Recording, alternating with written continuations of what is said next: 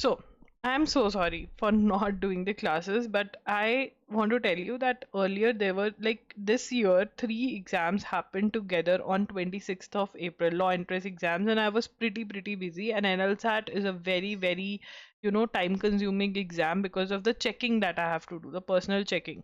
ठीक है ना? तो सबसे पहले तो 20 मतलब ये लगाओ कि 26 तक तो यही चलता रहा, and then I sat down and marked all the newspapers together. So we are done with 21st to 30th का न्यूज़पेपर मार्किंग, जो मैं बंदा आजकल में ही सारी क्लासेस आपके यूट्यूब पे ले लूंगी. ठीक है. Then we are left with 11th to 20th, जिसमें से एक 16th का न्यूज़पेपर हो रखा है, बाकी सब पढ़े हैं, मतलब 11 to 14th, and then 11 to 15th, and then 17 to 20th, right? These are the dates that we are left with. ये हम मे के साथ साथ एक एक दो दिन हम करते रहेंगे. ठीक है ना? और जो भी न्यूज़पेपर जो भी पेपर्स आपके फर्स्ट वीक ऑफ मे के अंदर है, उनके लिए 15th अप्रैल तक का इंपॉर्टेंट रहेगा, तो वो हम जल्दी से कवर करने की कोशिश करेंगे. बाकी सबके लिए हो ही रहा है, राइट? ठीक है.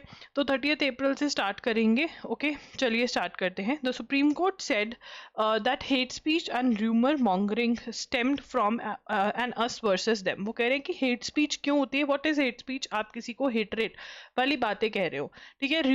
र्यूमर्स जो इधर उधर फैलते हैं, वो क्यों होते हैं? Us versus them. जैसे इंडिया में सबसे बड़ा अस वर्सेस देम क्या है? Muslim versus Hindus. ठीक है. BJP supporters versus Congress supporters, और maybe AAP supporters versus BJP supporters versus Congress supporters. Like we have a mindset that oh I am a Congress supporter, oh you are a BJP supporter, oh you are different than me, you have a very bad mindset, right? तो वो अस versus them mindset से आता है. तो hate speech, supreme court on hate speech. Now, I want to tell you that all of you who are preparing for exams to be held in December 2026 or in 2027, please, your current affairs game needs to be altogether different now, because the level of questions, मतलब जो आपके आम exam भी थे जिनमें current affairs easy आते थे, अब वैसा नहीं हो रहा है. आपको लेजिट इन डेप्थ क्वेश्चंस आ रहे हैं. मैं आपके साथ एएमयू का पेपर बहुत जल्द डिस्कस करना चाहूँगी, और वो दिखाना चाहूँगी कि कैसे क्वेश्चंस आपको आ रहे हैं कि आप करंट अफेयर सीरियसली लेने लग जाओ. नहीं तो एक क्लियर कट विनर होगा जो करंट अफेयर्स को अच्छे से फॉलो करेगा, और बाकी सब पीछे रह जाएंगे. मैं आपको डरा नहीं रही हूँ, मैं आपको बता रही हूँ. इवन जो हमारे कॉम्प्रिहेंसिव अब जो क्लासेस होती हैं, जो वन शॉट्स हमारे loggery.in पर होते हैं, उसके अंदर भी जो मैंने मार्च में क्लासेस ली हैं, जो मैंने अप्रैल में क्लासेस ली हैं, उसके अंदर एक बहुत ही बड़ा चेंज मैंने किया है. ठीक है ना? सो दैट लर्निंग जो है वो आसान हो जाए. सिमिलरली यूट्यूब पे भी हम कोशिश करेंगे. ठीक है. बट येस, आपको करंट अफेयर सीरियसली लेनी पड़ेगी. वो वाला टाइम जाता जा रहा है कि आपने थोड़ा थोड़ा पढ़ा और हो गया, नहीं होने वाला थोड़ा थोड़ा पढ़ने से. ठीक है. बाकी इसके ऊपर मैं एक वीडियो पूरा करूंगी. Supreme court on hate speech. ठीक है. सुप्रीम कोर्ट ने क्या बोला हेट स्पीच पे, कि कैसे स्टेम्ड फ्रॉम, ये कैसे स्टेम होता है? It stems from us versus them. Us versus them होता है. ठीक है ना? अस वर्सेस देम का रहता है. ठीक है. Mindset and worked to corrupt a sense of fraternity in a diverse society. However the court declined to direct the enactment of specific laws against hate speech crimes. ठीक है ना? कोर्ट ने क्या किया? Refused to direct enactment of specific laws against hate speech and crimes. ठीक है ना? Instead calling for effective enforcement of existing laws. तो उन्होंने क्या बोला कि आप जो अभी लॉज एग्जिस्ट करते हैं, आप उनको अच्छे से अप्लाई करिए. Hate speech at its core stems from differences, कि हम अलग हैं, ये इन्फीरियर है, हम सुपीरियर हैं. 125 पे जजमेंट दी जस्टिस विक्रम नाथ और संदीप मेहता ने in a series of petition seeking separate laws for hate speech and crimes. तो केस क्या था कि आप हेट स्पीच के लिए सेपरेट लॉज और पिटिशन फाइल किया था. तो आप लिख सकते हैं कि अ बेंच जजेस, ये वाला पॉइंट नोट कर लो कि केस फाइल हुआ था कि हेट स्पीच के लिए सेपरेट आप लॉ लेकर आइए। कोर्ट ने कहा नहीं, जो एग्जिस्टिंग है आप उनको ही अच्छे से करिए। The petitions also highlighted the unabated presence of hate speech in society despite repeated supreme court judgments की हेट स्पीच जो है सोसाइटी में अभी भी एग्जिस्ट करती है। तो सुप्रीम कोर्ट ने हेट स्पीच पे क्या कहा कि अस वर्सेस देम का सिनेरियो से ये उठता है। जो एग्जिस्टिंग लॉज है इम्प्लाई, अब वो क्या कह रहे हैं कि आप एग्जिस्टिंग लॉज जो हैं वो अच्छे से लगाओ।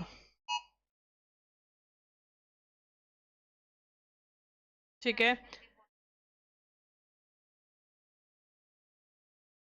ठीक है, इसको इग्नोर करते हैं। क्या हो रहा है, ये मेरे फोन पे क्या आ रहा है डिजास्टर मैनेजमेंट का?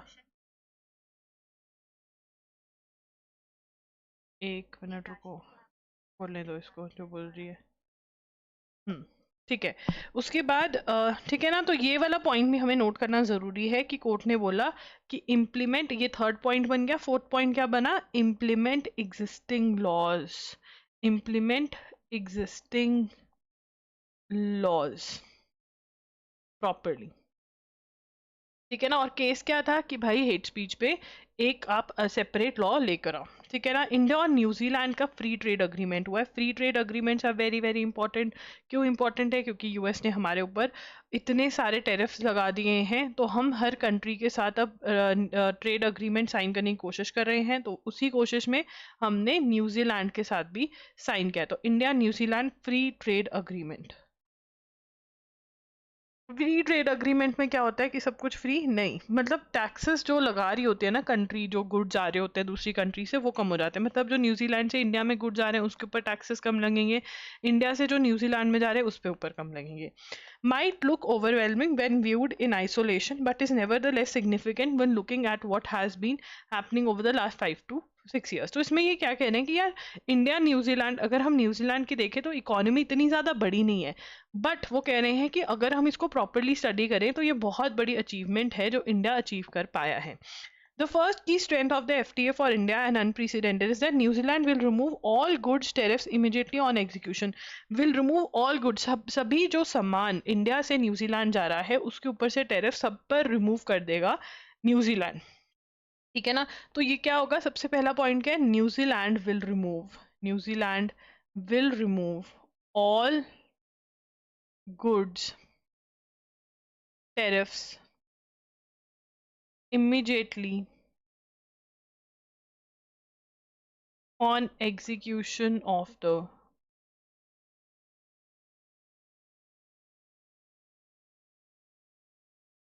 agreement.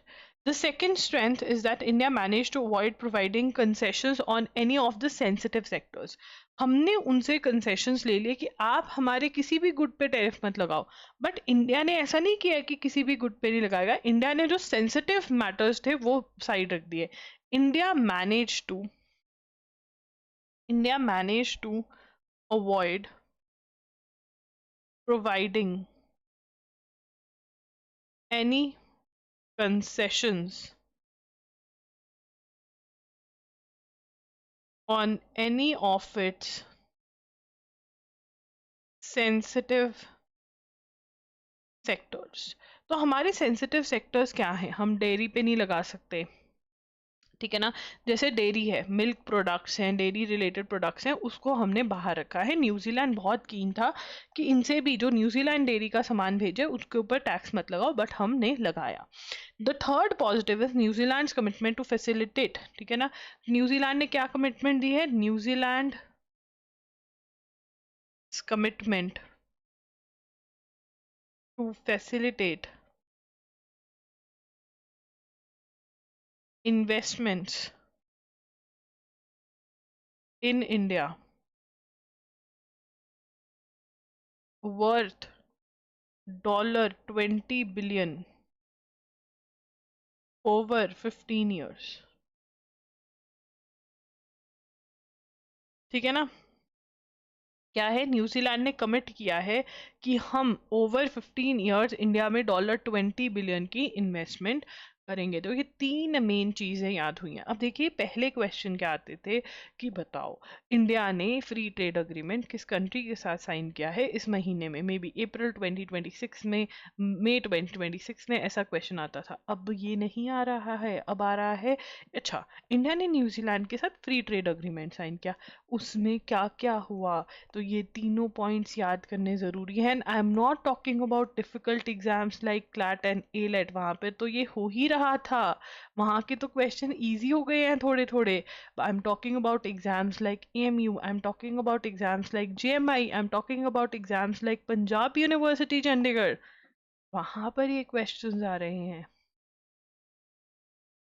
ठीक है, to be sure these are commitments to facilitate, not commitments to invest, but getting them included in text of the deal is nevertheless significant. Commitments to facilitate investments, to help facilitate investment, वो help कर companies को help करेंगे कि हाँ भाई आप अपनी यहाँ की कंपनीज को बोलेंगे न्यूजीलैंड वाले आप यहाँ पर इन्वेस्ट करो, तो वो फैसिलिटेशन देना भी वो कह रहे हैं कि बहुत बड़ी बात है।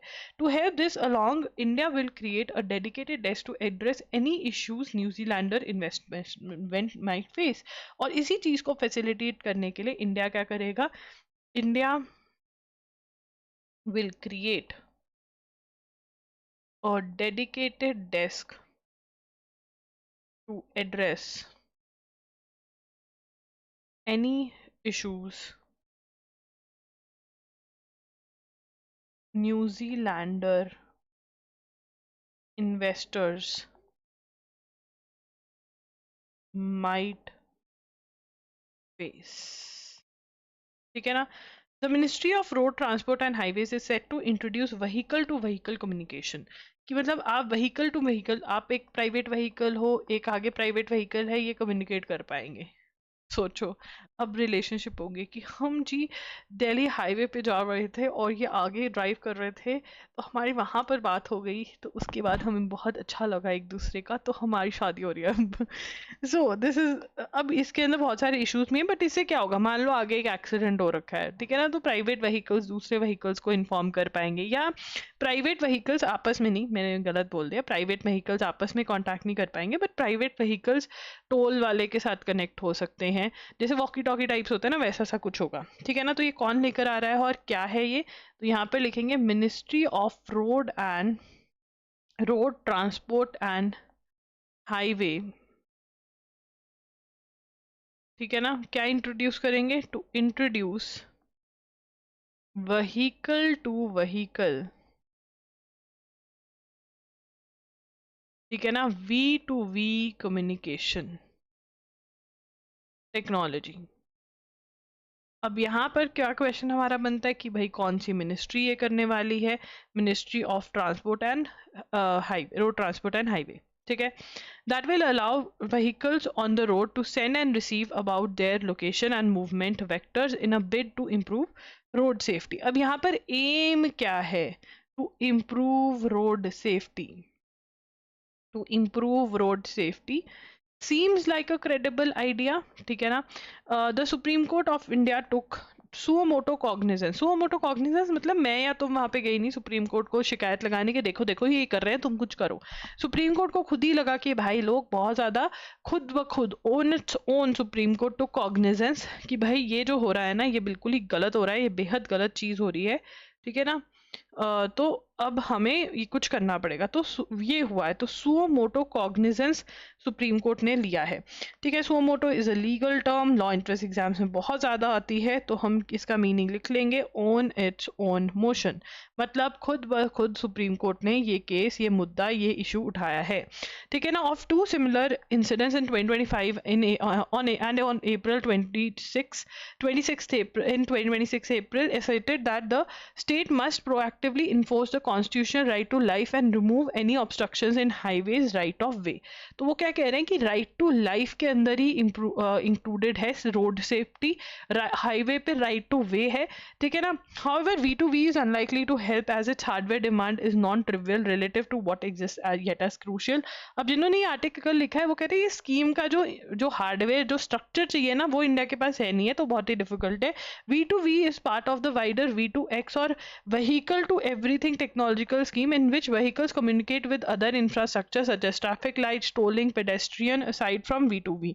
Vehicle to vehicle की communication के apart वो traffic lights वालों से और इन सब से ये नोट करेंगे आप, ठीक है ना, कर पाएंगे. However, India currently lacks the interoperability and backend system to operationalize. In fact, the ministry has yet to specify the key akin to the language vehicles broadcast in. Indian V2V will use DRSC or CV2X and has surprisingly spurred public concern. ठीक है ना, तो ये use करेंगे. Language किस में बात करेंगे, ये भी दिक्कत है, ठीक है ना. दिल्ली के अंदर तो सारे इंडिया से लोग आते हैं, फिर क्या सारी लैंग्वेज सीखो, 3 से 4 लैंग्वेजेस स्कूल में सिखाई जाएंगी. फिर चलो ये है. अब हमने क्या लिखना है, हमने कुछ लिखा ही नहीं हमने लिख दिया improve to road safety V2V. और यहाँ पर सुप्रीम कोर्ट ने बोला था, ये वाला पॉइंट भी लिखेंगे कि सुप्रीम कोर्ट ने खुद ब खुद कॉग्निजेंस लिया और बोला कि हमारी राइट टू वे है, राइट टू लाइफ है, ये भी इम्पॉर्टेंट है, ठीक है ना. मैं मार्क कर देती हूँ, यहाँ से लेके यहाँ तक नोट करना है ये, ठीक है.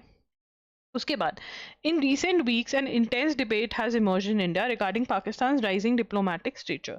तो हमें ये बात पता होनी चाहिए कि ईरान, इजराइल और यूएसए की जो लड़ाई चल रही थी उसमें जो सीज फायर हुआ है वो किसने करवाया, उसका मेन मीडिएटर कौन है, उसका मेन मीडिएटर पाकिस्तान है. मीडिएटर कौन है उसका, पाकिस्तान है, ठीक है ना. ये हमने न्यूज़ पहले कवर करी है.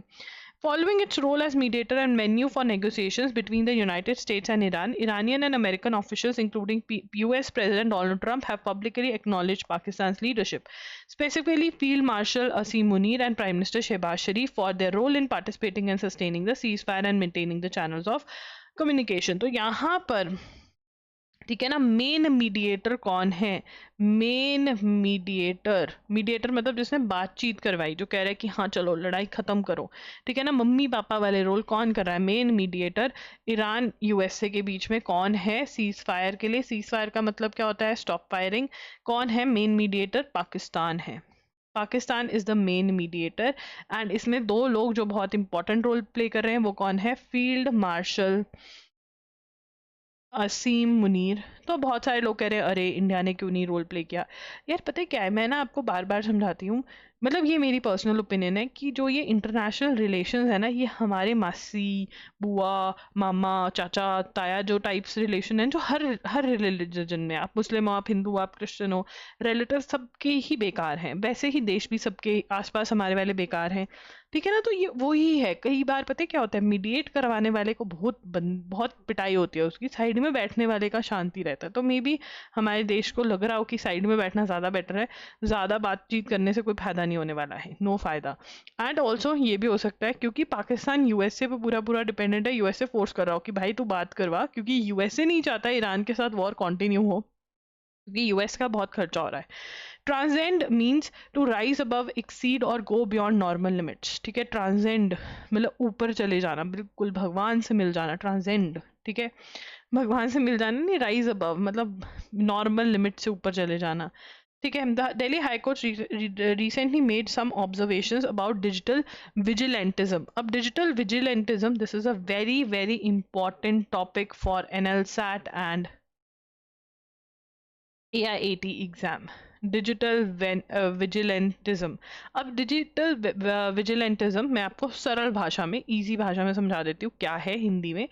कि देखो, मान लो किसी ने, होता है ना कि भाई किसी का कोई इशू चल रहा है, ठीक है ना. अब वो इशू उन्होंने ऑनलाइन पोस्ट कर दिया, ठीक है, कि भाई इस बंदे ने ये किया, इस बंदे ने ये किया. अब वो ऑनलाइन पोस्ट के अंदर लोग कोई किसको गालियां दे रहा है, कोई किसको गालियां दे रहा है, कोई किसी की साइड ले रहा है. बट एक मतलब हो जाता है ना कि हमने ये भी सुना था ना कि अब कि एक लड़का बाइक पे जा रहा था, एक लड़की एक्टिवा पे जा रही थी. जो बाइक पे लड़का जा रहा था उसने पता नहीं क्या कहा इसको, कुछ ऐसा नहीं कहा था, लड़की ने कुछ उसका ज़्यादा इशू बना लिया. बाद में पता चला कि कुछ इतना हुआ ही नहीं था जितना कि सोशल मीडिया पे बेचारे को ट्रोल करके उसकी नौकरी भी गई, सब कुछ किया, शादी भी नहीं हो रही है, उसकी ज़िंदगी बर्बाद हो गई.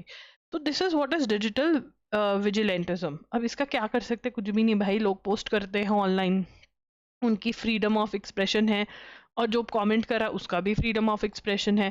बट पब्लिक शेमिंग तो हो जाती है ना. और हमें क्या पता, हमें कभी भी दूसरी साइड ऑफ स्टोरी को कोई क्यों बताएगा, अपनी साइड की बताएगा, और थोड़ा सा उसके अंदर भी मिलावटी स्टोरी बताएगा जिसमें वो करेक्ट हो, है ना.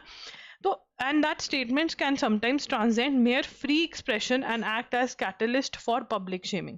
ठीक है ना, ठीक है ना, तो क्या हो सकता है, इट कैन लीड टू, ठीक है ना, statements can transcend mere free expression and act as catalyst for public shaming. क्या हो जाता है इससे, पब्लिक शेमिंग हो जाती है, स्टोरी किसी को पता नहीं है, डेफेमेशन सूट हो जाता है, तो द कंटेक्स्ट इज इन, अब ये कोर्ट इसके बारे में क्यों बात कर रहा है, a context is a defamation suit brought before the court by an individual who allegedly misbehaved with a lady on a domestic flight. The lady attempted to amplify his conduct by posting her ordeal on social media, which was shared by media houses and an actress who apparently did not verify the allegations made in a post. अब ये क्या था, urination का case है, बंदे ने बंदी पे यूरिनेट कर दिया, सुसु कर दिया फ्लाइट के अंदर, अब वो बंदी ने आके बाहर पोस्ट कर दिया, लोगों ने बहुत उसका वो किया, वो कह रहा मेरी डेफेमेशन हो गई है, ठीक है ना, डेफेमेशन हो गई है। अब क्या ये डेफेमेशन सच में हुई है या नहीं हुई है, ये अब आप कहोगे कि भाई तूने गलत काम किया क्यों, ठीक है ना, क्यों किया तूने गलत काम। Another issue is with the terminology of digital vigilantism. The word vigilantism in itself invokes a negative connotation. Vigilantism का मतलब क्या है, involves the premeditation of participants who are private citizens, their engagement with the issue would be voluntary. Vigilantism का मतलब क्या है, pre mediation करना, ये मतलब अब मान लो पुलिस से पहले जाकर आप कर रहे हो कि हाँ चलो ठीक है लड़ते वड़ते नहीं है, तो विजिलेंटिज्म का ये मतलब है, और डिजिटल में लोग खुद ही डिसाइड कर रहे हैं, ठीक है, ये नोट करो, it is a social movement which uses or threatens the use of force and arises when an established order is under threat from the transgression or institutionalized norms and aims to control crime or other social infractions by offering assurances of security. Social media posts in the face of do not fall securely within the proof of vigilantism, as there is no established order that is under threat and there is also absolutely no assurance. तो मतलब अब क्या ये digital vigilantism है भी है या नहीं है, ये भी श्योरिटी नहीं है, ठीक है ना। तो अब इसके साथ डिजिटल विजिलेंटिज्म जो है वो एनएलसैट और एआईएटी के लिए बहुत इंपॉर्टेंट टॉपिक है, इनको डेफिनेशन भी पता होनी चाहिए और रीजंस भी पता होनी चाहिए कि तुम्हारे ओपिनियन में सही है या नहीं है। Latest NSS data of the 80th round on household social consumption health का include किया इन्होंने। The survey conducted between January and December 2025 shows that while insurance coverage has increased considerably compared to 2017-2018 to a 75th round, this has not translated into a significant rise in utilization of hospital care. A greater proportion of people are now going to private sector, ठीक है ना। अब यहाँ पर जो latest NSS का data है वो क्या कह रहा है, ठीक है ना, तो यहाँ पर लेटेस्ट, लेटेड नहीं, latest, latest NSS data of 80th round on household social consumption, तो 80th round of household social consumption हुआ है, ठीक है ना, डाटा इकट्ठा हुआ है, 80th राउंड हुआ है। देखो this is very very important कि 80th राउंड में क्या क्या पाया गया और कौन सा राउंड था, ठीक है ना। एक मिनट, मुझे एक और डाटा निकालना है कि इसके अंदर और क्या क्या कुछ हुआ है, चलो हम इतने ये नोट करते हैं, ठीक है ना। तो ये एनएसएस का डाटा नहीं है, सबसे पहले एनएसओ का ही डाटा है, सर्वे हाइलाइट्स, ठीक है ना। तो एनएसओ का जो सर्वे है that is national statistical office, ठीक है ना, द फाइंडिंग्स फ्रॉम, अब देखो यहाँ पे ये है नेशनल एनएसएस का डाटा है, ठीक है ना, एनएसओ का डाटा है, एनएसएस का नहीं है यहाँ पे, पता नहीं एनएसएस क्यों लिखा, एनएसओ का है, एनएसओ का है, ये गलत है, ठीक है, ऑफिशियल वेबसाइट से निकाला, मुझे लग ही रहा था NSO data, NSO stand for national, national statistical office, उन्होंने ये डाटा जो है इकट्ठा किया है 80th round on house hold consumption health का ये सर्वे है। अब इसमें क्या है कि वो कह रहे हैं कि भाई सबसे ज़्यादा इंपॉर्टेंट चीज़ क्या हुई है, सर्वे क्या कह रहा है, improved health care, improved health care assess across India, health care का जो असेस है अक्रॉस इंडिया वो इम्प्रूव हुआ है, ठीक है ना।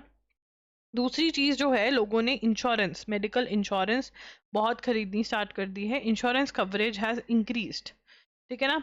इंश्योरेंस कवरेज हैज इंक्रीज्ड, लोग ज्यादा जो हैं वो प्राइवेट हॉस्पिटल में जा रहे हैं इंश्योरेंस कवरेज की, मतलब लोग कंपनी से इंश्योरेंस ले रहे हैं कि भाई इतने तक का कवर दे दो हमें, अगर हम बीमार हुए इतना खर्चा जो है वो कंपनी उठाएगी, ठीक है ना।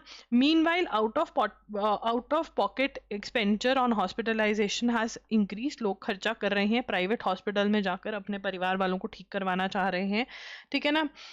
This case has achieve mainly, तो 47.4% रूरल हाउस होल्ड में, विलेजेस में, और 44.3% अर्बन हाउस होल्ड में हेल्थ इंश्योरेंस जो है वो लोगों ने करवाई हुई है, अपनी उनकी कवरेज है, ठीक है ना। और हेल्थ इंश्योरेंस, इसका रीजन ये भी है, schemes like prime minister Jan Arogya Yojana, स्वास्थ्य साथी वेस्ट बंगाल में, ठीक है ना। और इसका रीजन ये भी है कि government financed health insurance schemes भी इसका रीजन है, ठीक है ना। लोगों ने प्राइवेट भी लेना स्टार्ट कर दिया है खुद ब खुद भी, जो गवर्नमेंट हेल्थ इंश्योरेंस में नहीं कवर होते, बट वैसे भी।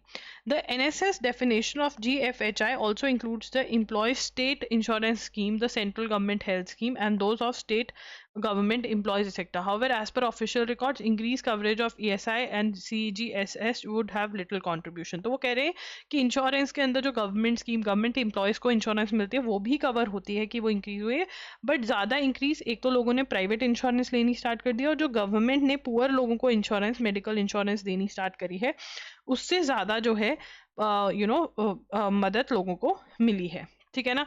तो ये है, this is very very important. And another very very important thing is कि data, the survey conducted between January and December 2025, ठीक है ना, ये भी आप नोट कर लेंगे, ओके। उसके बाद fresh petitions before the supreme court seeking to extend creamy layer principle to supreme court to schedule का schedule tribe reservations based on misreadings of 2024 Davinder Singh judgment. अब यहाँ पर देखिए, जो क्रीमी लेयर है कि भाई जो बच्चा है वो ऐसे परिवार से आ रहा है कि उनके पास बहुत पैसा है, उनको रिजर्वेशन की ज़रूरत ही नहीं है, ठीक है ना। और ये जो क्रीमी लेयर प्रिंसिपल है किसके ऊपर एप्लीकेबल है, अभी तक ओबीसी पे, अदर बैकवर्ड क्लासेस पे ही एप्लीकेबल है, कि इवन दो आप ओबीसी से बिलोंग करते हो, बट क्योंकि आपकी फैमिली इनकम एक पर्टिकुलर पॉइंट से ज़्यादा है, आपके पास लैंड एक पर्टिकुलर पॉइंट से ज़्यादा है, तो आप क्रीमी लेयर में आते हो, आपको रिजर्वेशन की ज़रूरत नहीं है। अब यहाँ पर केस फाइल हो गया है कि SC ST रिजर्वेशन, मतलब SC ST जो है उनमें भी जो क्रीमी लेयर है उनको आपको रिजर्वेशन नहीं देनी चाहिए, और ये दविंदर सिंह जजमेंट पे कुछ बेस कह रहे हैं, ठीक है ना। The more revives a decade-old debate about whether income can serve as proxy for caste-based disadvantage. Now, this in itself is a question कि क्या इनकम जो है, अगर आप एक पर्टिकुलर पैसा कमा रहे हो, कि जो कास्ट बेस्ड डिसएडवांटेज आपने और आपके पूर्वजों ने, एंसेस्टर्स ने फेस किया है, क्या वो अंडू हो सकता है। Whether social justice can be trapped inside an economic test, अब ये क्वेश्चन है। The renewed push on March 10, the supreme court issued notice of the centre to the centre and all states in a public interest litigation filed by advocate Ashwini Kumar Upadhyay seeking the exclusion of creamy layer from SC ST reservation. A separate plea filed in February sought an income-based prioritization mechanism within these quotas. Both petitions claim constitutional sanction from the same source. State of Punjab versus Davinder Singh से ये कह रहे हैं कि यहाँ से हमें source मिल रहा है कि ये जजमेंट बोल रही है। The judgment permitted states to subclassify scheduled caste communities to direct reservation benefits towards the most marginalized within them. अब यहाँ पर हमारा नोट्स कैसे बनेंगे, सुप्रीम कोर्ट के अंदर cases in supreme court seeking to extend principle of creamy layer to SC and ST।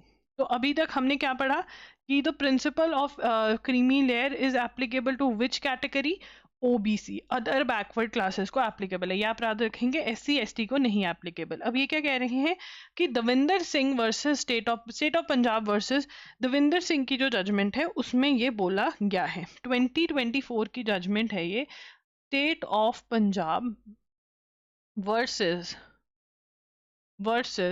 Davinder Singh.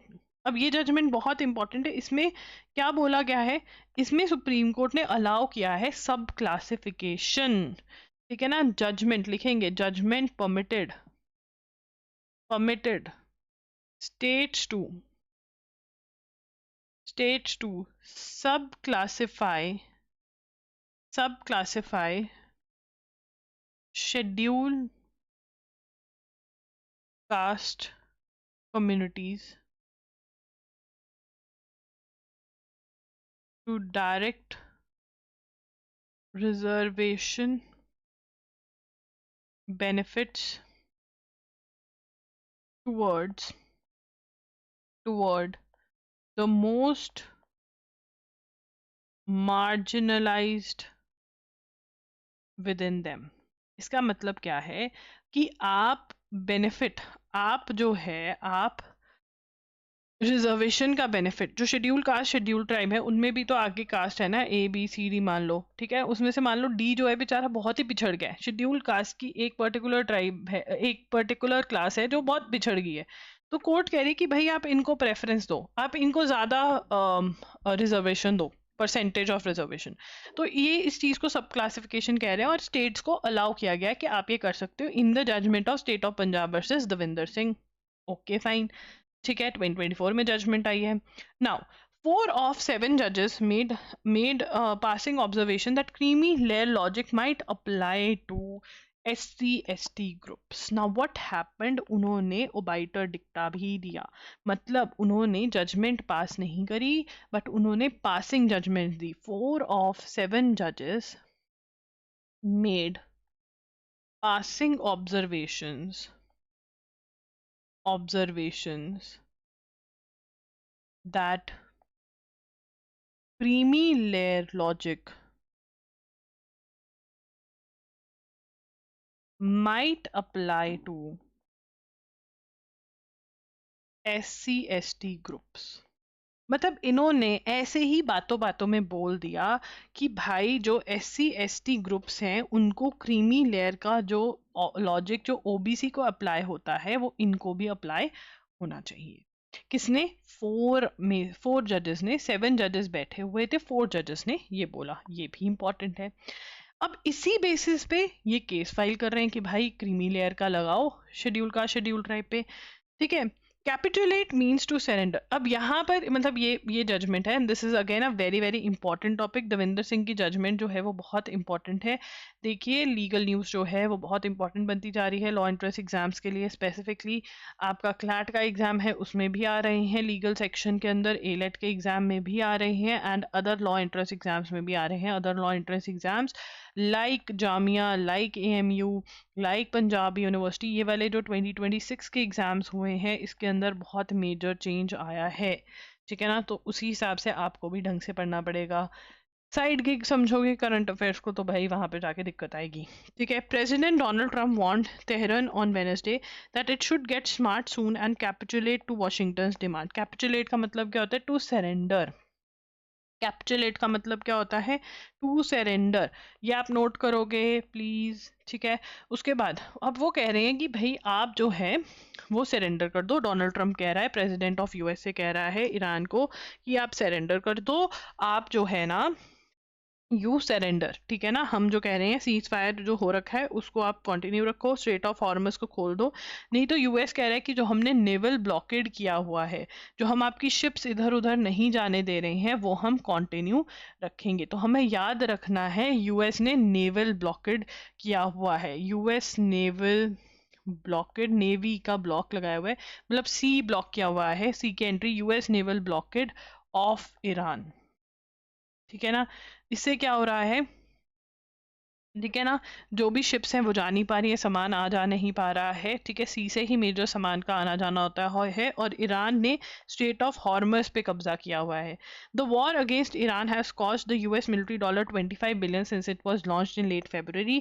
Acting Pentagon controller Jules Hurst told law makers on Wednesday. तो कितना वॉर का खर्चा हो गया है? द वॉर हैज एस्टिमेटेड इतना, ठीक है ना, ये नोट आप करेंगे कि यूएस के लिए वॉर का खर्चा इतना हो गया है। ठीक है।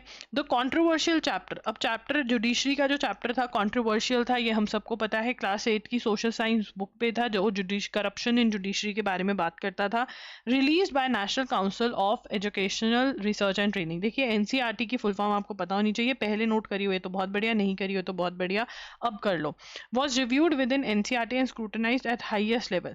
तो यहाँ पर क्या कह रहे हैं, class 8 social science textbook released by NCERT was reviewed within NCERT and scrutinized, मतलब checked, scrutinized at highest levels bye NCERT director. तो वो कह रहे हैं कि एनसीईआरटी डायरेक्टर को भी पता था कि ये चैप्टर ऐड हुआ है, उसने भी स्क्रूटनाइज करी थी, फिर भी ये ऐड हुआ। Who is the director? NCERT director SP Saklani, ठीक है ना, ठीक है ना, SP Saklani. Very very important, who is the director of NCERT, this is very very important. ठीक है ना, एफिडेविट फाइल हुआ है कोर्ट में, तो देखते हैं क्या होता है। ये जो है ये बहुत ही इंपॉर्टेंट न्यूज़ है। ठीक है, उसके बाद days after an India led meeting among BRICS envoy failed to reach consensus on the conflict in West Asia, External Affairs Minister S. Jaishankar and his Iranian counterpart Sayyid Abbas Araghchi spoke over phone। ठीक है, following the conversation that is part preparatory steps of BRICS जो है सितंबर में ministerial meeting होने वाली है, वैसे सितंबर में I think BRICS India host कर रहा है। ठीक है ना, हमें याद रखना है who is the foreign minister of Iran, who is the foreign minister of Iran, who is the foreign minister of Iran, very very important. Foreign minister of Iran is Syed Abbas. ठीक है ना, अब यूएसए क्या कह रहा है, अब्बास, अब्बास डी अब्बास, यूएसए क्या कह रहा है, अब्बास, तो अब्बास याद हो गया। ठीक है ना, सैयद अब्बास, सैयद अब्बास अरागची, अरागची। ठीक है ना, अब यहाँ पर आगे चलेंगे। Foreign minister of Iran, very very important. Prime minister Narendra Modi on Wednesday inaugurated the 594 kilometre Ganga expressway in Hardoi UP. PM Modi, अब ये इंपॉर्टेंट है किसने इनॉग्रेट किया, PM Modi inaugurated 594 kilometre Ganga expressway in Hardoi, in Hardoi UP. ठीक है ना, इसको क्या बोल रहे हैं, new lifeline of state's connectivity and employment. ठीक है, तो ये नोट कर लेंगे, इसको क्या बोला जा रहा है, inaugurating the project at a cost of this much. He said the 6 lane assess controlled expressway was likely reduce travel time. ये क्या करेगा, ये तो ये नोट करेंगे, पॉइंट 1, रिड्यूस ट्रैवल टाइम। ठीक है ना, मेरठ टू प्रयागराज से, Meerut to Prayagraj is going to be possible in about 6 hours। ठीक है ना, तो कौन सा है, गंगा एक्सप्रेस वे, 549 किलोमीटर का है ये। ठीक है, उसके बाद राज्यसभा ज्वाइन के जो आपके मेंबर थे राघव चड्डा, उन्होंने बीजेपी ज्वाइन कर ली है। ठीक है, और इसकी वजह से इनकी जो सोशल मीडिया की फॉलोइंग है, he lost 1 million while he had 14.6 million followers on the day he announced his departure। जब उन्होंने कहा कि हम दल बदल रहे हैं तो उनके 14.6 मिलियन फॉलोअर्स थे, और जब उन्होंने अनाउंस कर दिया तो 12.1 मिलियन हो गए। तो राघव चड्डा who broke away from आप एंड जॉइंड बीजेपी, ये नोट करेंगे 2 पॉइंट्स, और ये फॉलोइंग वाला भी नोट करेंगे कि फॉलोइंग कम हो गई। India and Sri Lanka reaffirmed that their growing maritime partnership by conducting the fourth edition of, sorry for the burp, this is important, ठीक है ना, क्या करा है, INSLN डाइवेक्स 2026, ठीक है ना, इसके नाम से हमें पता चला है इंडिया श्रीलंका डाइवेक्स 2026 कहाँ पर हुई है, ये कोलंबो में, कोलंबो, ठीक है ना, 21 to 28 अप्रैल के बीच में, ठीक है ना, इंडिया श्रीलंका के बीच में, इंडिया श्रीलंका फोर्थ एडिशन, ठीक है ना, इससे हमने क्या शो करा, अपना ग्रोइंग मैरीटाइम पार्टनरशिप,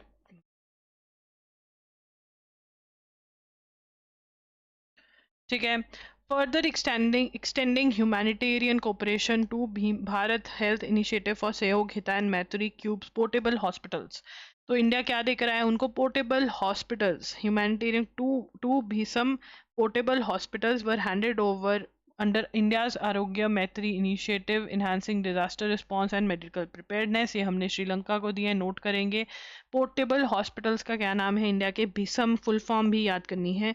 फिर जो ये बायलेटरल एक्सरसाइज हो रही है, ये क्या है, बायलेटरल कोऑपरेशन अलाइंड महासागर विजन, ठीक है ना, ये क्या हमें प्रूव करती है, ठीक है ना, अलाइंड विद, ये किसके साथ अलाइंड है, अलाइंड विद, ये हमारा थर्ड पॉइंट ये बनेगा, फोर्थ पॉइंट लिख रहे हैं हम, अलाइंड विद महासागर विजन, महासागर विजन, ठीक है ना, महासागर विजन की फुल फॉर्म, कौन सा एग्जाम है जिसमें नहीं आई है, बहुत सारे एग्जाम्स में आई है, तो महासागर की फुल फॉर्म यहाँ से आप नोट कर लेंगे, ठीक है ना, दिस इज इम्पॉर्टेंट, ये आप नोट करेंगे, ठीक है। Fresh petitions before the supreme court, fresh petitions before the Supreme Court are seeking to extend the creamy layer reservations based on misreading from, अब ये कह रहे हैं misreading, ठीक है ना, हम कौन होते हैं बोलने वाले कि misreading है, जब तक सुप्रीम कोर्ट नहीं बोलता है। Devinder Singh, state of Punjab versus Devinder Singh की जजमेंट में क्या अपहोल्ड हुआ है, दैट सब क्लासिफिकेशन इज अलाउड, सब क्लासिफिकेशन का कॉन्सेप्ट अगर नहीं समझ में आए तो कमेंट्स में बता देना, मैं कल और आज की जो क्लासेस बैकलॉग करूंगी उसमें समझा दूंगी दोबारा, ठीक है। March 10, the Supreme Court issued notice to center and all PIL has been filed by Ashwini Kumar Upadhyay seeking the exclusion of creamy layer, तो ये भी हम नोट कर लें किसने फाइल करी है, सुप्रीम कोर्ट ने सभी स्टेट्स को बुला लिया कि आओ ये डिसाइड करते हैं क्या शेड्यूल का शेड्यूल ट्राइब को क्रीमी लेयर से निकाल देना चाहिए, sort and income based prioritisation mechanism with in these Kota's, ठीक है, एक और केस भी फाइल हुआ है, ठीक है ना, ये हम पढ़ चुके हैं। क्रीमी लेयर प्रिंसिपल, अब यहाँ पर हम एक कॉन्सेप्ट पढ़ेंगे कि क्रीमी लेयर प्रिंसिपल है क्या, मैंने आपको सिंपल भाषा में तो बता दिया था, बट ये इंडिया के लॉज में कब एंटर हुआ, ठीक है ना, तो क्रीमी लेयर प्रिंसिपल के बारे में पढ़ेंगे, very very important. Creamy layer principle जो है entered the constitution of India through judgment of Indira Sawhney versus union of India, ठीक है ना, तो क्रीमी लेयर लिखेंगे, creamy layer principle entered entered Indian constitutional law through judgment in Indira Sani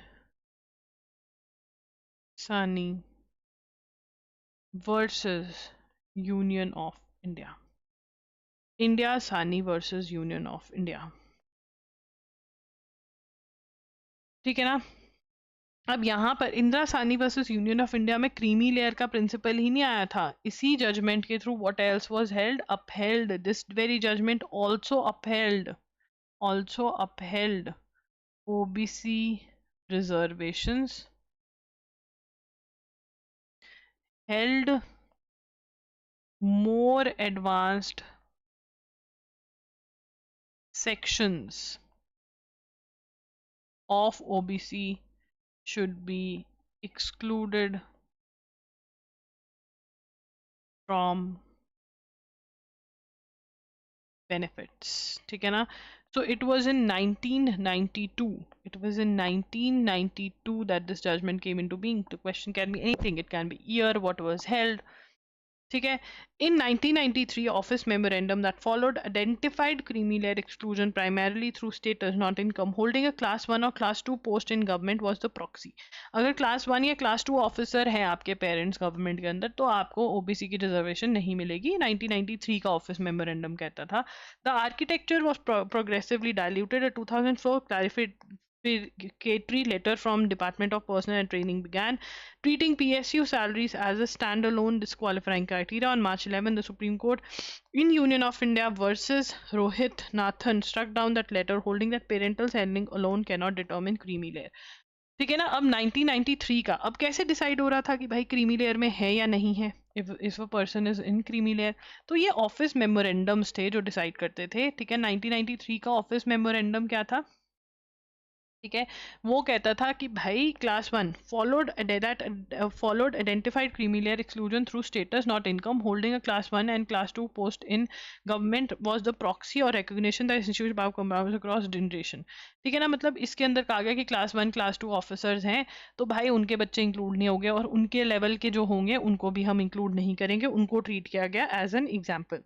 अब 2004 में क्लैरिफिकेटरी letter आई जिसके अंदर पब्लिक सेक्टर अंडरटेकिंग्स जो है as a standalone disqualifying criteria. ठीक है ना. तो मतलब पब्लिक सेक्टर अंडरटेकिंग्स में भी जो थे ना, अब गवर्नमेंट में इक्विवेलेंट जॉब्स नहीं होंगी. ठीक है ना. प्राइवेट वालों की या किसी किसी की नहीं होंगी, बट उनको भी मतलब एक क्लियर कट वो नहीं दिया गया था.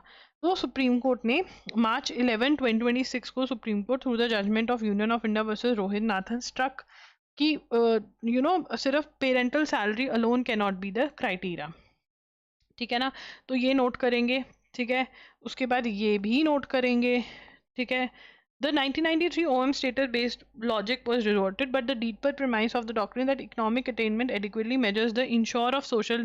तो यहाँ पे मतलब ये अब क्लैरिटी और सॉर्ट करनी पड़ेगी कि भाई किस किस लेवल पे है. इतना क्लैरिटी नहीं था. सैलरी बेस्ड ये चल रहा था, बट सुप्रीम कोर्ट कह रहा है सैलरी बेस्ड मत करो. The case of creamy layer exclusion was always weaker for SC/ST communities than for OBC. Subclassification, what Devinder Singh actually authorized, is a different thing entirely. ठीक है. Extended creamy layer logic to SC/ST would mean removing individual from reservation eligibility based on parental income. Precisely what Ambedkar argued was constitutionally and sociologically indefensible. Justice B.R. Gavai, who endorsed the broader principle in the Devinder Singh himself, acknowledged that criteria of SC/ST cannot be identical. अब इसके अंदर जो major जज थे जिन्होंने creamy layer कहा, B.R. Gavai was the major justice. ठीक है ना. जिन्होंने बोला, तो ये हम नोट कर लेंगे कि जस्टिस B.R. गावई जो थे उन्होंने बोला कि भैया जो SC/ST है उनको भी क्रीमी लेयर में इंक्लूड करना चाहिए. ठीक है ना. So this was our class for the 30th of April. ठीक है. अब हम जाएंगे 29th अप्रैल पे. UAE announced very very important news, बहुत ही इंपॉर्टेंट न्यूज. UAE ने क्या अनाउंस कर दिया? Exit. UAE announced exit from OPEC group. ठीक है ना. ये नोट करेंगे. UAE announces exit from OPEC group. ठीक है ना. What does OPEC stands for? OPEC stands for Organization of Petroleum Exporting Countries. ठीक है ना. To leave from effective from 1st of May. ठीक है ना. तो ये ऑयल ग्रुपिंग है ओपेक. ठीक है ना. The UAE said it would also be leaving the wider OPEC group which Russia had led in order to try stability in oil prices. ये भी नोट करेंगे. ठीक है. The decision reflects the UAE's long-term strategic and economic vision and evolving energy profile including in domestic energy. तो यहाँ पर क्या हो रहा है? UAE ने क्यों छोड़ा? देखो यार, UAE और सऊदी अरेबिया के बीच में प्रॉक्सी वॉर्स चल रही है. प्रॉक्सी वॉर मतलब ये एक दूसरे के साथ लड़ रहे हैं डिफरेंट कंट्रीज के अंदर, बट किसी और ग्रुप के पीछे खड़े होके, जैसे सीरिया ये सब में. तो इनके आपस में बन नहीं रही है. तो जो सऊदी अरेबिया वो किसके साथ चला गया? सऊदी अरेबिया चला गया पाकिस्तान के साथ. सऊदी अरेबिया चला गया चाइना के साथ, यूएई किसके साथ आ रहा है, यूएई आ रहा है इंडिया के साथ, ठीक है ना। तो ये भी अब एक रीजन है, तो ये अब इन वाली ग्रुपिंग से बाहर निकलना चाहता है। ओपेक ग्रुप क्या था, ये ऑयल प्राइसिंग डिसाइड करते थे कि हम सारे कंट्रीज हैं जिनके पास ऑयल है, ठीक है, हम ना प्राइस डिसाइड करेंगे कि इतना तेल इतने का ही मिलेगा, इतना मिनिमम प्राइस तो होगा ही, इससे कम में तो हम बेचेंगे नहीं। इससे क्या होगा कि हम मतलब ये नहीं होगा कि अच्छा हम इससे ले लें तुम कम में कर दो, नहीं, इतना मिनिमम प्राइस तो मिलेगा ही, ठीक है। तो मिनिमम प्राइस लेके चलेंगे तो पेट्रोलियम कंपनीज कहती थी, हम कंट्रीज कहती है हमारा बड़ा फायदा होगा, इससे कोई हमारा मिसयूज नहीं कर पाएगा। तो अभी इसने यूएई कह रहा है 1 मई से हम ओपेक छोड़ देंगे। तो ओपेक की फुल फॉर्म बहुत ज्यादा इंपॉर्टेंट है, ठीक है। ऐसी जज रेक्यूजेस, ऐसी जज जो हैं वो कह रही हैं कि मैं केस नहीं सुनूंगी। कौन सी जज ने किया, this is again a very very important question. Delhi high court जज, जज justice Swarna Kanta Sharma recused herself from hearing plea by Congress MP, ये पूरा लिखेंगे यहाँ से, seeking quashing of FIR filed by CBI for allegedly helping a liquor company flout norms, breaking norms. तो ये वो कह रही है मैं नहीं सुनूंगी ये, ठीक है। अम, तो ये अब अरविंद केजरीवाल वाला जो केस है उसके अंदर अरविंद केजरीवाल ने कहा कि देखो इनके जो बच्चे हैं वो सरकारी वकील हैं, ठीक है ना, ये तो सेंट्रल गवर्नमेंट का पूरा वो करेंगे ही क्योंकि इनके बच्चे उनके लिए काम कर रहे हैं, पैसा वहां से आ रहा है। तो आई वांट टू से कि यू नो चलो ठीक है अरविंद केजरीवाल क्या है क्या नहीं है, but we also need to note that कि मोस्ट ऑफ द जजेस के जो बच्चे हैं वो सरकारी वकील हैं। This is not a lie, this is a truth, right. Google, this is a fact. This is a fact. Google's AI data hub project kicks off in Andhra Pradesh. Very, very important.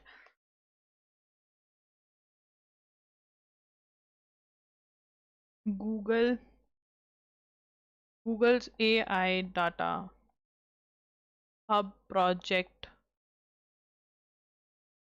foundation stone laid in Andhra Pradesh.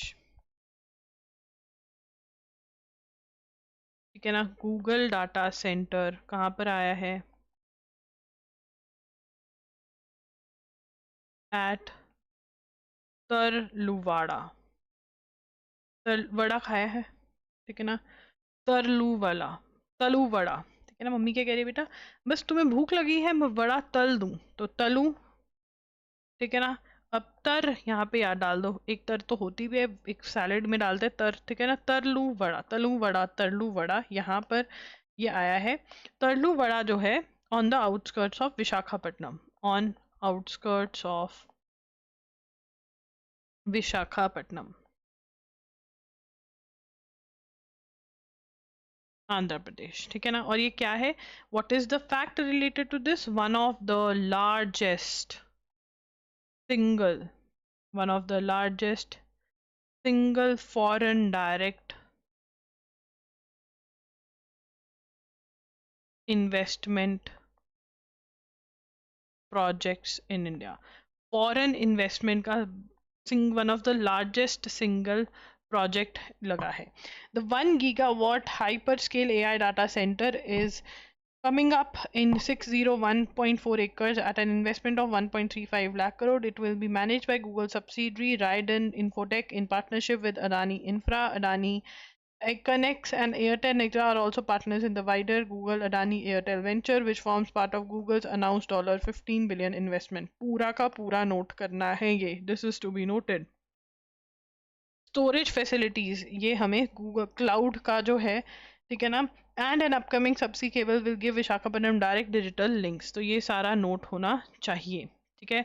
उसके बाद the government said the project has been enabled by speed of doing business policy and that is plan to build a 6.5 gigawatt digital hub in the state. तो 6.5 gigawatt इनका plan है, 1 gigawatt ये लगा रहे हैं। और the government said the project has been enabled by speed of doing business policy, ठीक है ना, speed of doing business policy के तहत ये कर रहे हैं, मतलब जल्दी जल्दी हम बिजनेस को बस करें काम स्टार्ट, ठीक है। ऐसा नहीं कि वादा किया जा था जो वो बस करके भूल जाओ। Justice Swarna Kanta of Delhi high court refuse to recuse herself from hearing the Delhi liquor policy case. Refuse to recuse herself, उन्होंने मना कर दिया कि मैं तो सुनूंगी ही सुनूंगी। ठीक है ना। Involving the former chief minister not justice, chief minister of Delhi Arvind Kejriwal, this episode marks an unfortunate deviation from India's jurisprudence on judicial recusal. अब जो ये लिख रहा है ना, वो शायद एडवोकेट है, पता नहीं, मैं बता दूं, जजेस के बच्चे जो हैं उनको ये प्रायोरिटी सरकारी वकील वाली दी ही जाती हैं। स्टेट में है, स्टेट के हाई कोर्ट में, तो वो स्टेट के वो होंगे ही होंगे। ठीक है, daughters, daughter in law, son in law, very common. ठीक है, this is very very common. ऐसे तो फिर कोई भी जज ना स्टेट के केस ही नहीं सुन सकता। विच इज लाइक, क्या वो फेवर करते हैं, क्या वो नहीं करते, दैट आई कैन नॉट से, but yes one favour they get from the state is कि उनके बच्चे सरकारी वकील लगे होते हैं। वो स्टेट फेवर करती है, क्या होता है क्या नहीं ये तो नहीं पता, तो ये नोट करेंगे। ठीक है। Mr Kejriwal argued that recusal plea by appearing as party in person. तो अब क्या किया, जो केजरीवाल हैं वो इन पर्सन अपियर हुए, मतलब खुद अपियर हुए कोर्ट में, उन्होंने अपना केस खुद आर्ग्यू किया और उन्होंने कहा कि ये जो जज है ये मेरा केस ना सुने, क्योंकि central bureau of investigation plea against the discharge of the accused including himself. वो कह रहे हैं कि सीबीआई जो है वो सेंट्रल एजेंसी है। ठीक है, और इनके बच्चे सेंट्रल गवर्नमेंट के लिए काम करते हैं, उनके लॉयर्स हैं। ठीक है। The prominent ground cited in his plea include adverse finding by judge in earlier proceeding in the same case. The judge's alleged ideological proclivity as reflected in her attendance at events. अब यहाँ पे जो अरविंद केजरीवाल है उन्होंने बोला कि देखो, सबसे पहले तो ये अखिल भारतीय अधिवक्ता परिषद ABAP लॉयर्स ऑर्गेनाइजेशन, ठीक है, एक तो ABAP जो है, ठीक है ना, एक लॉयर्स की ऑर्गेनाइजेशन है towards the political philosophy of ruling regime. मतलब जो ABAP है वो एक लॉयर्स की एसोसिएशन है और उनकी सोच जो है वो बीजेपी जैसी है। ठीक है ना, जो कि रूलिंग पार्टी है सेंट्रल गवर्नमेंट में। और ये जो जज हैं ये उनके फंक्शंस में गई हैं। द फैक्ट दैट द जजेस children were working at as panel advocates under the central government which case files to be allotted by solicitor general। ठीक है, अब यहाँ पर वो कह रहे हैं कि सॉलिसिटर जनरल जो होते हैं वो केसेस देते हैं सरकारी वकील को। अब क्योंकि इनके बच्चे सरकारी वकील हैं, गवर्नमेंट के लिए काम कर रहे हैं, तो कहीं ना कहीं इनका जो दिल है वो गवर्नमेंट के साथ ही है। ठीक है ना, who incidentally was representing the opposite side in the case. अब यहाँ पर उनका बच्चा ही था जो ऑपोजिट साइड को रिप्रेजेंट कर रहा था। And a statement by Home Minister Amit Shah implying that Mr. Kejriwal would lose the case in the High Court because of these factors, he contended that। तो केजरीवाल ने बोला कि देखो यार ये सब चीजें हैं तो आप जो है इस केस को मत सुनिए, बट जज ने बोला कि मैं तो ये केस सुनूंगी। ठीक है ना। अब रीजंस जो हैं वो भी हम लिखेंगे। ठीक है ना, रीजंस ये हैं, ये रीजंस भी हमसे पूछे जा सकते हैं। We need to note all the reasons. ठीक है ना, बिकॉज मैं आपको बता रही हूँ question levels have changed, no more the names are asked, they go into the details. Battle of Wills. The US war on Iran has turned into a battle of wills in the Strait of Hormuz and Gulf of Oman, marked by dueling naval blockade। अब यहाँ पे क्या, straight of हॉर्मस पे कब्जा करके Iran बैठा है, US ने नेवल ब्लॉकेड लगा दिया है, ईरान पे कोई आने जाने नहीं दे रहा है चीज। ठीक है ना, तो ये अब सीज फायर कह रहे हैं कि कर लो, नहीं होगा, क्या होगा देखते हैं अब आगे क्या होगा। In its January 2026 judgment, the Supreme Court of India reaffirmed the purpose of Section 12(1)(c) of Right to Education Act 2009, the landmark provision that reserves 25% of seats in private schools for students from economically weaker sections and socially disadvantaged groups। कहाँ private school admission देते हैं? मतलब हमारी सोच ही इतनी गंदी, इतनी वाहियात है कि हमारे बच्चे अगर ऐसे बच्चों के साथ बैठे, ऐसे बच्चे, या ऐसी आई हियर पेरेंट्स कि अरे ऐसे कैसे, तो क्या हो गया यार, सबको इक्वल नहीं करोगे। This is what is equality. अगर आपका बच्चा डाउन टू अर्थ रहेगा, काइंड रहेगा, हम्बल रहेगा, उसको जिंदगी में कोई नहीं तबाह कर सकता है। ज़्यादा चंट बनेगा तो निकल भी जाएगी चंटबंदी। तो राइट टू एजुकेशन क्या कहती है कि भाई 25% सीट्स जो है वो इकोनॉमिकली वीकर सेक्शंस के लिए प्राइवेट स्कूल में रिजर्व होनी चाहिए। बट मैंने कभी नहीं देखा कोई स्कूल ये कर रहा हो, बहुत कम स्कूल्स करते हैं। इन 2008, ये नोट कर लेना, बहुत ही ज़्यादा इंपॉर्टेंट है। अब आपको ये हर चीज़ को इंपॉर्टेंट बोल रही है बट न्यूज़ ही इंपॉर्टेंट आ रही है अब। In 2008 professor Harald zur Hausen received Nobel prize. अब देखो 2008 का नोबेल पीस प्राइज अगर पूछ लिया किसी एग्जाम में आपको गिन ले, इनका तो कोई दीने मानी ने कहीं से भी क्वेश्चन पूछ रहे हैं। बट यस, ठीक है ना। तो किसके लिए बना? Discovery that persistent infection with high risk strains of human papilloma virus is the cause of cervical cancer and important cause of morbidity and mortality. ठीक है ना। तो सर्विकल कैंसर क्यों होता है? अगर बार बार एचपीवी वायरस से आपका इन्फेक्शन होता है तो फिर सर्विकल कैंसर हो जाता है। ठीक है ना। 2018 ने वर्ल्ड हेल्थ ऑर्गेनाइजेशन ने elimination of cervical cancer and launch was formally endorsed by 194 countries, India is among them. तो डब्ल्यूएचओ ने भी कहा कि हम कर देंगे। अब इंडिया तो वैक्सीनेशन भी लगा रहा है गर्ल्स को, तो ये हो रहा है। Last month Nashik police claim that they had Busted a racket, जहां पर जो प्राइवेट कंपनी है टीसीएस, टाटा कंसल्टेंसी जो है, वहां पर कुछ लोग हैं जो लड़कियों को या लोगों को, इवन मेल्स को, फोर्सफुली मुस्लिम्स में कन्वर्ट कर रहे हैं। ठीक है, ये पता चला है। और उनसे अफेयर चलाते हैं, ये सब कुछ करते हैं।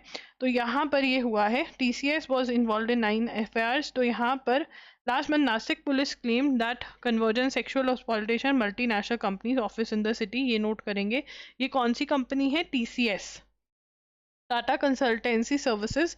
ठीक है, ये फुल फॉर्म नोट करेंगे। ठीक है, टीसीएस के अंदर ये हो रहा था। ठीक है, आगे चलेंगे। नासिक तो allege force to eat beef, offer namaz and recite kalma. ये सब कुछ ऑफिस में हो रहा था, प्राइवेट ऑफिस था, वहां पर ये सब कुछ चल रहा था। ठीक है। A fishing trawler carrying around 250 to 280 people, including Rohingya refugees. अब देखो, Rohingyas are very very important. And I'm telling you, जैसे ऊपर मुस्लिम से रिलेटेड न्यूज़ की बात हुई है, कुछ हेटरेट आने लग जाती है। अरे भाई, मुझे न्यूज़ पढ़ानी पड़ेगी। ये क्वेश्चन आ गया कि भाई बताओ कौन फोर्सफुली कन्वर्ट कर रहा था, मुस्लिम रिलीजन के अंदर कौन सी कंपनी थी, तो फिर क्या मैं मिस कर दूँ? ये तुम्हारा 1 नंबर 4 नंबर चला जाएगा। फिर मुझे तो चलो गालियाँ पड़ती हैं, मुझे पता है एक आधा हेट कॉमेंट पक्का आएगा। ठीक है, आई एम 100% श्योर, एक से ज्यादा भी आ सकता है।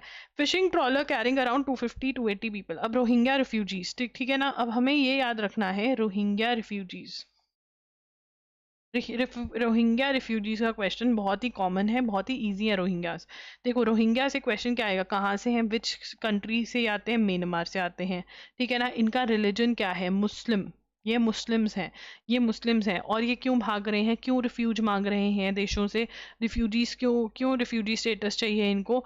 बिकॉज इनको इनकी कंट्री में मारा जा रहा है, बुद्धिस्ट जो है उनको मार रहे हैं। रिफ्यूजीज के लिए क्या चीज़ है, जो क्या वर्ल्ड के अंदर कोई डॉक्यूमेंट, कोई है चीज़, वो है यूएनएचसीआर। ठीक है ना। ये एजेंसी, इसका फुल फॉर्म आपसे पूछा जा सकता है, क्या है ये? UN refugee agency. ठीक है। और एक है आईओएम। और क्या है आईओएम? क्या क्या रोहिंग्याज इंडिया में भी है? हाँ, इंडिया में भी रोहिंग्याज है। ठीक है ना। इंटरनेशनल आईओएम क्या है? International organisation for migration, for migration. ठीक है ना। उसके बाद ये कहाँ से आते हैं? ठीक है ना। तो रोहिंग्या क्राइसिस कब से चल रहा है? 2017 Rohingya crisis in Rakhine state, over 7 lakh Rohingyas had fled to Cox's Bazar in Bangladesh. Myanmar 1982 citizenship law rendered them effectively stateless, denying basic rights. तो यहाँ पर ये इंपॉर्टेंट है, इसको नोट करेंगे। इनके ऊपर कहर कब ढाना स्टार्ट हुआ? मेजर 2017 के अंदर, इन 2017।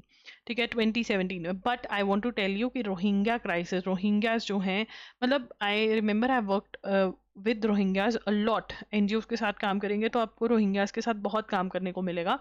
बहुत पहले से ये लोग आए हुए हैं, इंडिया के अंदर भी हैं। बहुत पहले से ही इनका मतलब प्रॉब्लम चल रहा है। तो ये कहाँ के से आते हैं? म्यांमार में राकीनी स्टेट है, वहां से आते हैं। बुद्धिस्ट जो हैं, इनको बिल्कुल नहीं मतलब चाहते कि वहां पर रहें, तो बुद्धिस्ट इनके ऊपर कह डाल रहे हैं।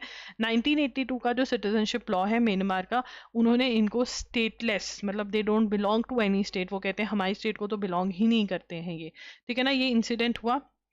जो फिशिंग ट्रॉलर था, it was carrying 250 to 280 people, including Rohingya refugee and Bangladeshi nationalists, capsized in Andaman Sea in mid-April 2026 while attempting to reach Malaysia. ठीक है ना।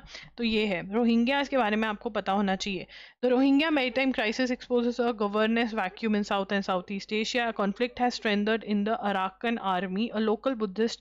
तो इनके अगेंस्ट कौन लड़ रहा है? जो अराकन आर्मी है वो नहीं इनको सहती, which by 2024 control large parts of Myanmar Rakhine state, driving displacement. तो ये लोग कहाँ भाग भाग कर आए हैं? ये भाग कर गए हैं इंडिया। ठीक है ना। एंड देन ये जो कंट्रीज हैं, countries such as India, Bangladesh, Thailand, Malaysia, not signatories to 1951 refugee convention. तो इनको जो प्रोटेक्शन है, we are not bound to give them protection. हम नहीं, मतलब हम कह रहे हैं कि भैया हमारे तो खुद की देश की जनता इतनी है, हम नहीं संभाल सकते इनको, हमारे लिए बहुत डिफिकल्ट है।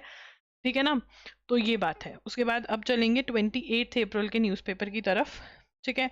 India New Zealand sign historic free trade deal. हमने वैसे फ्री ट्रेड डील के पॉइंटर्स लिख लिए हैं, बट इसको भी पढ़ लेते हैं। India and New Zealand on Monday signed a free trade agreement that prime ministers of both the countries hailed as historic step towards deepening trade. तो दोनों ही प्राइम मिनिस्टर ने कहा कि बहुत ही बढ़िया, clapping clapping. The FTA signed by commerce minister Piyush Goyal. Now we need to know who is the commerce minister of India. ठीक है ना। FTA signed by commerce commerce minister और both the country. Commerce minister of India क्या है, नाम से ही पता चल जाएगा, पीयूष गोयल। ठीक है ना, इंडिया के हैं। और न्यूजीलैंड के कौन है, न्यूजीलैंड का के थे टॉड टॉड मैकले। ठीक है ना, मैक बर्गर होता है, मैकले। ठीक है, Todd McClay will see New Zealand removing tariffs on all goods imported from India while India will remove और रिड्यूस टेरिफ्स ऑन 95%। तो यहाँ पर हम ये दोबारा से नोट कर सकते हैं कि इंडिया 95 पे कर रहा है रिमूव, और न्यूजीलैंड ऑल पे कर रहा है, ये नोट कर लेंगे। The FTA discussions for which were announced in March 2025 concluded in December 2025। ठीक है ना, fastest, one of the fastest negotiation. हमने मार्च 2025 में लास्ट ईयर स्टार्ट किया था, दिसंबर के अंदर हमने नेगोशिएट भी कर दिया। The deal was reached to be ratified by New Zealand's parliament, which Mr. Mackley said would happen soon, while adding that it would come into force within this year. ठीक है, इसके अंदर हम क्या क्या कर रहे हैं, immediate elimination, deal dynamics, elimination wood, wool, leather, raw hide. The graphic list select products on which India will be reducing or eliminating tariffs. तो हम wood, wool, leather, raw hides, petroleum oil, vegetable oil, selected electronic machinery, wine, pharma, polymers, dairy products included. हमने क्या नहीं include किया है, India ने नहीं include किया है, ये बहुत ज़्यादा इंपॉर्टेंट है, इसको अगर नोट करना चाहते हो कर लीजिए। ठीक है ना, sugar, artificial honey, copper and artificial articles, aluminium and articles, agriculture products, peas, onions, क्योंकि ये यहाँ पर बनते हैं। Union minister of commerce and industry Piyush Goyal and New Zealand minister of trade and investment Todd McClay during the signing. तो इन्होंने sign करी है, इनके नाम जरूरी है, वो हमने लिख लिए हैं। Iran offers to reopen strait of Hormuz if US lifts the blockade. तो ईरान कह रहा है कि मैं खोल दूंगा स्टेट ऑफ हॉर्मस अगर यूएस ब्लॉकेड हटा देगा मेरे से। ईरान, रशियन प्रेसिडेंट ईरान, तो Iran FM foreign minister meets Russian president. This is very very important. इससे हमें क्या पता चलता है कि ईरान की दोस्ती यारी किसके साथ है, हमारे साथ इंडिया वाले के साथ भी मिलके गए हैं, अब ये रशियन प्रेसिडेंट के साथ भी मिले हैं। ठीक है। उसके बाद excise policy case, Kejriwal refuses to appear before Delhi high court जज। In a letter to Delhi high court justice, Aam Aadmi party, Arvind, ये लिखने की कोई जरूरत नहीं है, Arvind Kejriwal stated that he would not appear before her in excise policy case personally through an advocate। कहते हैं मैंने अपीयर ही नहीं होना है क्योंकि तुम जो हो तुम बाइस्ड हो। ठीक है। China blocks Meta acquisition of AI startup Manus amid US tech rivalry. तो मनु स्मृति से मनु याद हो सकता है, या मनु बहुत लोगों का नाम भी होता है, तो मनूज याद रह गया, Manus. This is very very important. ठीक है, ये बहुत इंपॉर्टेंट है। China blocks Meta acquisition of AI startup Manus amid US tech rivalry। Rivalry का मतलब क्या होता है, लड़ाई। तो यहाँ पर चाइना जो मनूस का जो रूट्स है वो चाइनीज है। ठीक है ना, तो और यूएस की कंपनी उसको एक्वायर कर रही थी, खरीद रही थी, चाइना ने ब्लॉक कर दिया कि मेटा जो है, जो यूएस की है, फेसबुक वाले मनूस को नहीं एक्वायर कर सकते क्योंकि यूएस टेक राइवलरी के चक्कर में। China on Monday blocked US tech giant Meta's acquisition of the artificial intelligence startup Manus in an unexpected move to reverse a deal that apparently aroused Beijing's concern, China के concern about the transfer of advanced technology। क्या था? China concerned about what? China concerned about China concerned concerned आएगा about transfer of advanced technology. In a one-line statement, China's National Development and Reform Commission, the country's top planning agency, said it was prohibiting a foreign acquisition of Manus. तो यहाँ पर किसने रोका, कौन से department ने रोका, ये बहुत इंपॉर्टेंट है. नेशनल डेवलपमेंट रिफॉर्म कमीशन ने कहा कि भाई हम नहीं होने देंगे. China communist leaders are tightening scrutiny of AI industry amid intensifying geopolitical rivalry United State के साथ. Meta announced in December that it will acquire Manus which was Chinese root. अब जो मनूस है, मनूस जो है, मनहूस नहीं, मनूस, which has Chinese root but is based in Singapore in a rare case of a major US tech group buying company जिसके साथ strong links हैं चाइना के साथ. It deal with Manus who all general purpose AI agent can perform बहुत कुछ perform कर सकते हैं. तो ये आप नोट कर लेंगे, ये बहुत ही important question है, यहाँ से question आएगा ही आएगा, headline में से ही आ सकता है. राजनाथ इन बिशकेक for SCO meeting किसकी हुई है? डिफेंस मिनिस्टर्स की. एससीओ डिफेंस मिनिस्टर्स की मीटिंग, ठीक है. एससीओ डिफेंस मिनिस्टर्स मीट, ठीक है ना. एससीओ डिफेंस मिनिस्टर्स की जो मीटिंग हुई है वो कहाँ पर हुई है? एससीओ की जो डिफेंस मिनिस्टर्स की जो मीटिंग है वो हुई है बिशकेक में, ठीक है ना. केक से याद हो जाएगा, ठीक है ना. बिशकेक ये कहाँ पे? किर्गिस्तान में, किर्गिज रिपब्लिक, ठीक है. उसके बाद एससीओ की फुल फॉर्म क्या है? सेकंड पॉइंट बनेगा शंघाई कोऑपरेशन ऑर्गेनाइजेशन, ठीक है ना. तो यहाँ पर बायलैटरल डिस्कशंस हुई बेलारूस किर्गिस्तान में, स्ट्रेंथनिंग डिफेंस, ठीक है, ये सब कुछ हुआ. Event bring ministers, defence ministers together. Sources and defense minister said the meeting would bring together defense minister जिसका being held. डिस्कशन किस चीज़ पे होती है? ये सब है. उसके बाद ये कब इस्टेब्लिश हुई थी? 2001 में.